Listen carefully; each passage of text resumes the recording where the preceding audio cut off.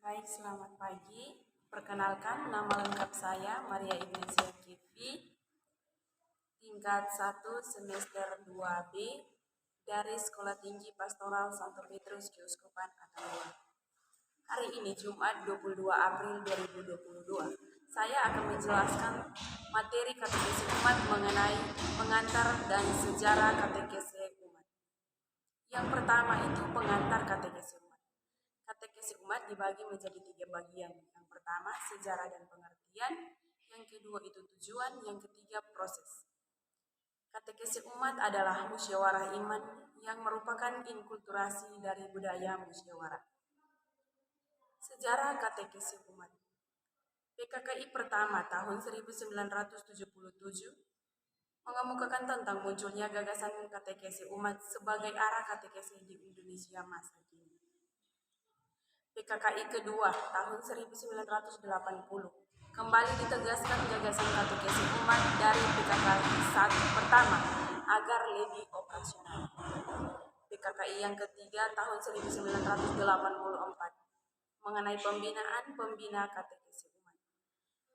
PKKI yang ke-8 tahun 2004 itu masih berbicara tentang katekesi. PKKI kedua menghasilkan rumusan katekesi umat yang terdiri dari 6 hal pokok. Yang pertama, katekesi umat diartikan sebagai komunikasi. Iman atau tukar pengalaman atau penghayatan iman antara anggota umat atau kelompok. Melalui kesaksian, iman diteguhkan dan dihayati lebih sempurna. Dalam katekesi umat, kita bersaksi tentang iman kita akan Yesus Kristus, pengantara Allah yang bersabda kepada kita dan pengantara kita menangani sabda Allah. Yang berkatekesi adalah umat. Kristus menjadi pola hidup pribadi, juga pola kehidupan kelompok, baik di kelompok basis, sekolah maupun perguruan tinggi. Katekesi umat sering disebut katekesi dari umat, oleh umat, dan untuk umat. Dalam katekesi yang menjemaat ini, pemimpin katekesi bertindak terutama sebagai pengarah dan pelajar atau fasilitator.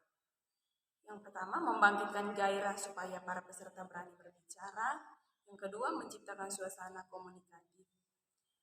Bagian PKKI yang kelima itu, katekesi umat merupakan komunikasi iman dan dari peserta sebagai sesama dalam iman yang sederajat, yang saling bersaksi tentang iman mereka. Perhatikan beberapa hal yang berikut ini yang mendukung. Yang pertama itu sikap saling menghargai dan saling mendengarkan. Yang kedua, suasana penuh keterbukaan. Bagian yang keenam, tugas komunikasi iman dalam katekesi umat adalah: yang pertama, supaya dalam terang Injil kita semakin meresapi arti pengalaman kita sehari-hari. Yang kedua, kita bertobat kepada Allah dan semakin menyadari kehadiran Allah dalam kenyataan hidup kita sehari-hari. Yang ketiga, semakin sempurna beriman, berharap mengamalkan cinta kasih, dan hidup Kristiani kita makin dikukuhkan. Yang berikut, pula kita makin bersatu dalam Kristus, makin menjemaat, makin tegas mewujudkan tugas gereja setempat, dan mengokohkan gereja semesta. Sanggup memberi kesaksian tentang Kristus dalam hidup kita di tengah masyarakat.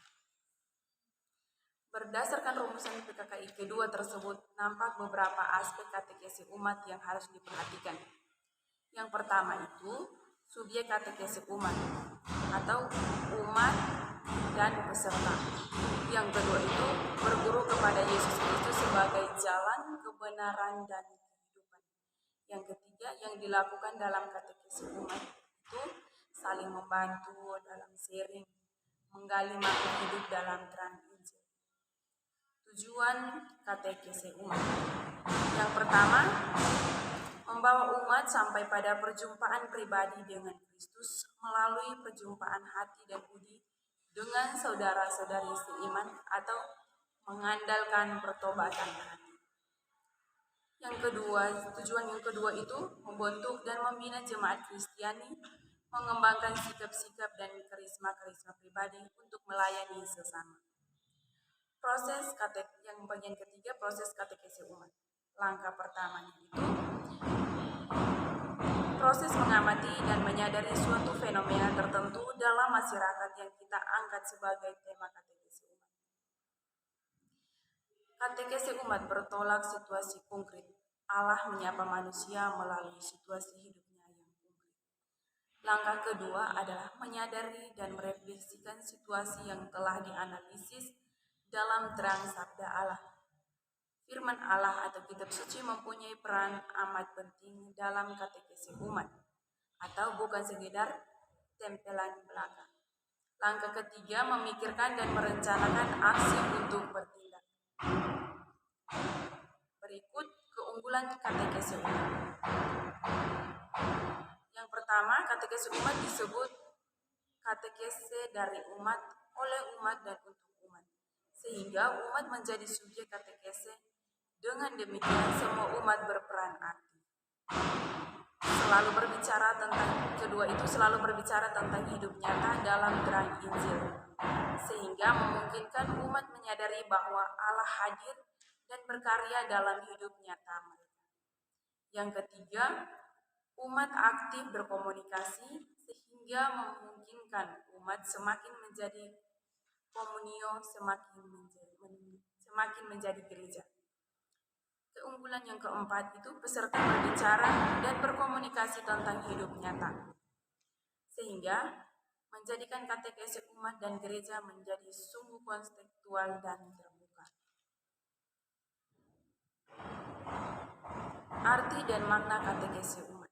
Katekesi umat sudah dicetuskan sejak pertemuan kateketik antara Keuskupan se-Indonesia yang pertama dalam PKKI pertama tahun 1997.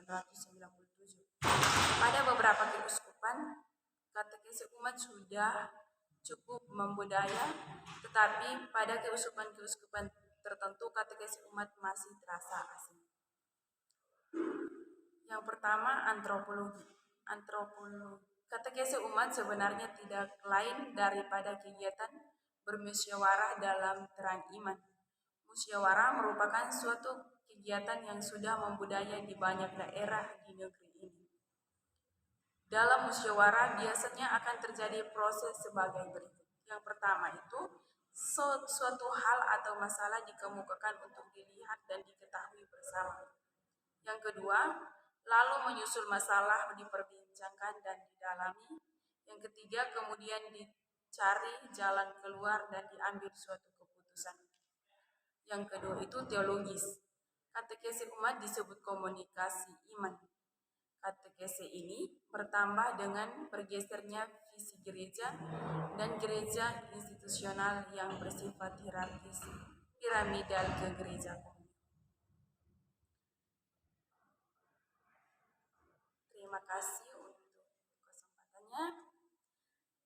Pertemuan kali ini cukup sampai di sini. Kita akhiri pertemuan ini dengan doa.